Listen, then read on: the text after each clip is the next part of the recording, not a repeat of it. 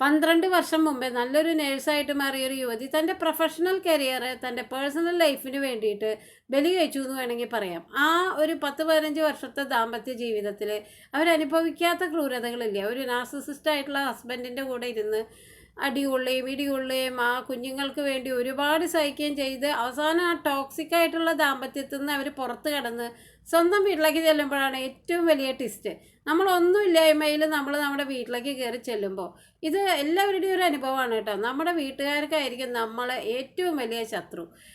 നിൻ്റെ അഹങ്കാരം കൊണ്ടാണ്, നിനക്ക് മര്യാദയ്ക്ക് അവൻ്റെ കൂടെ ഒതുങ്ങി കഴിഞ്ഞാൽ പോരെ, ഈ 2 പിള്ളേരെയും കൊണ്ട് ഇനിയിപ്പോൾ ആര് നോക്കുമെന്ന് വെച്ചിട്ടാണ് എന്നൊക്കെയുള്ള ചോദ്യങ്ങളായിരിക്കും ശരിക്കും ആ കുട്ടിക്ക് അവിടെ നേരിടേണ്ടി വരിക. പ്രത്യേകിച്ച് 2 പെൺകുട്ടികൾ. ഈ ആൺ മേൽക്കോയ്മ എന്ന് പറയുന്ന കാര്യം ഇപ്പോൾ അവിടെ ഭർത്താവ് മൂത്ത ആൺകുട്ടിയെ അയാളുടെ കസ്റ്റഡിയിൽ വയ്ക്കുക, 2 പെൺകുട്ടികളെ എന്നാൽ കൊണ്ടുപോയിക്കോ എന്നുള്ള രീതിയിൽ പറഞ്ഞയക്കുകയോ ഒക്കെ ചെയ്യുന്നത് അതാണ്. അതായത് പെൺകുട്ടികളെയും കൊണ്ട് മകൾ വന്നപ്പോൾ ഞാൻ ഒരു പ്രാവശ്യം കല്യാണം കഴിച്ച് ഭാര്യയ്ക്ക് ഇറക്കി വെച്ച മകൾ വീണ്ടും എന്തിന് ഈ 2 കുട്ടികളെയും കൊണ്ട് തങ്ങളുടെ വയസ്സായ ജീവിതത്തിൽ ഒരു ഭാരമാവാനായിട്ട് വന്നു എന്നുള്ളതാണ്. ആ 2-3 ദിവസം അവളുടെയും ആ കുഞ്ഞുങ്ങളുടെയും മരണശേഷം ആ പാരൻസിൻ്റെ ഇൻ്റർവ്യൂ കണ്ട ഞെട്ടിപ്പോവും. അയാൾ എന്തൊരു ചിരിച്ചിട്ടാണ് ആ അപ്പൻ ഇൻ്റർവ്യൂവിന് സംസാരിക്കുന്നത്. അതായത് അതൊക്കെ ഒരു വലിയൊരു ഭാരം ഒഴിഞ്ഞ പോലെ അവരങ്ങോട്ട് പോയി കിട്ടിയില്ലോ എന്നുള്ള സമാധാനം പോലെയാണ് ആ പാരൻസ് സംസാരിക്കുന്നത്. ആ പാരൻസ് അയാൾ പറയുന്നുണ്ട്, എൻ്റെ മക്കളാണ് 11 മാസം അവർക്ക് ചിലവിന് കൊടുത്തതെന്ന്. ഈ മരിച്ച് പോയ മകൾക്കും മകളുടെ കുഞ്ഞുങ്ങൾക്ക് ചിലവിന് കൊടുത്ത കണക്കാണ് പറയണത്. ഇനി മകള് വീടിൻ്റെ അടുത്തുള്ള ഒരു പാലിയേറ്റീവ് കെയർ സ്ഥാപനത്തിൽ മകൾക്ക് ജോലി കിട്ടിയപ്പോൾ അതിൽ സന്തോഷിക്കേണ്ട ഒരു പിതാവ് ആ സ്ഥാപനത്തിനെതിരെ നിരന്തരം കേസ് കൊടുക്കുകയായിരുന്നു. എന്തുകൊണ്ടായിരിക്കും? ആ മകളും കുഞ്ഞുങ്ങളും ഒരു ഭാരമായിട്ട് സ്ഥിരം അവിടെ ആ തറവാട് വീട്ടിൽ വന്ന് നിന്ന് കഴിഞ്ഞാൽ തങ്ങളുടെ വയസ്സായിട്ടുള്ള സമയത്തും ആ മക്കളെ ചെലവിന് തരുന്നതും കൂടി അല്ലെങ്കിൽ അതിലുള്ള പങ്കും കൂടിയും അവർക്ക് കൊടുക്കേണ്ടി വരും എന്നുള്ള സ്വാർത്ഥത.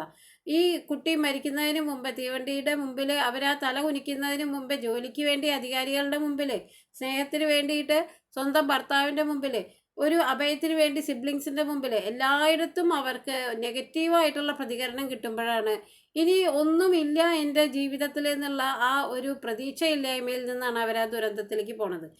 ഇന്ന് ആ CCTV ദൃശ്യങ്ങൾ കാണുമ്പോൾ ചെറിയ പെൺകുട്ടി ഒരു ബാഗ് ഇട്ടിട്ട് പോകുന്നത് കണ്ട വളരെ നിസ്സംഗമായിട്ടുള്ള ആ മുഖഭാവത്തോടു കൂടി ആ കുട്ടി ബാഗും കൊണ്ട് പോകുന്നത് ഒരു മരണത്തിലേക്കാണെന്ന് കൂടി നിങ്ങൾ ചിന്തിക്കണം. ആ കുട്ടികളപ്പോൾ എത്രമാത്രം ദുഃഖം അനുഭവിച്ചിട്ടായിരിക്കില്ല ഇങ്ങനെ നിസ്സംഗതയോടുകൂടി മരണത്തിനെ പുൽകാൻ പോണ പോലെ. ശരിക്കും പറഞ്ഞാൽ ഇതൊരു അവസാന ദുരന്തമായിട്ട് മാറട്ടെ കേരളത്തിൽ എന്നുള്ളതാണ്. ഈ നിമിഷങ്ങൾ കഴിയുമ്പോഴും ഇനിയും ഒരുപാട് സ്ത്രീകൾ ഇങ്ങനെ ഇടിയും കൊണ്ട് മക്കൾക്ക് വേണ്ടി എന്നുള്ള ത്യാഗമൊക്കെ പറഞ്ഞ് അവസാനം ഡിപ്രഷൻ്റെ മൂർധന്യത്തിൽ സ്വയം ജീവൻ കളയാൻ ഒരുപാട് പേര് നിൽക്കുന്നുണ്ടെങ്കിൽ ദയവ് ചെയ്ത് അവരോടാണ്. അവർക്ക് എന്തെങ്കിലും ഒരു തൊഴിലറിയാമെന്നുണ്ടെങ്കിൽ ജീവിതത്തിൽ ധൈര്യമായിട്ട് അത് ചെയ്യാനായിട്ട് നാളെ തൊട്ട് പോയി തുടങ്ങുക. നമ്മളുടേതായിട്ടുള്ളൊരു വരുമാനം ഉണ്ടാക്കുക, നമ്മുടേതായിട്ടുള്ളൊരു സ്റ്റാൻഡ് ഉണ്ടാക്കുക. ജീവിതം എന്ന് പറയണത് നമ്മുടെ ജീവിതം എന്ന് പറഞ്ഞാൽ നമ്മുടെ ജീവിതം തന്നെയാണ്. നമ്മുടെ വേദന എന്ന് പറയുമ്പോൾ അത് പങ്കിട്ടെടുക്കാൻ ഈവൻ നമ്മുടെ മക്കൾക്കോ ഭർത്താവിനോ ഒന്നും പറ്റില്ല എന്നുള്ളതാണ്. സ്വാഭാവികമായിട്ടും നിങ്ങളുടെ ആരോഗ്യം, നിങ്ങളുടെ ജീവിതം, നിങ്ങളുടെ കരിയർ, നിങ്ങളുടെ മനസ്സിൻ്റെ പ്രസന്നത ഒക്കെ കാത്തു സൂക്ഷിക്കാനുള്ള ഉത്തരവാദിത്തം ഓരോ സ്ത്രീകൾക്കും ഉണ്ടാവും. അപ്പോൾ ഓരോ സ്ത്രീകളും പോസിറ്റീവായിട്ടും വരുമാനമുള്ളവരായും മാറുമ്പോൾ ഓരോ കുടുംബവും പോസിറ്റീവായിട്ട് മാറും എന്നുള്ളതാണ്.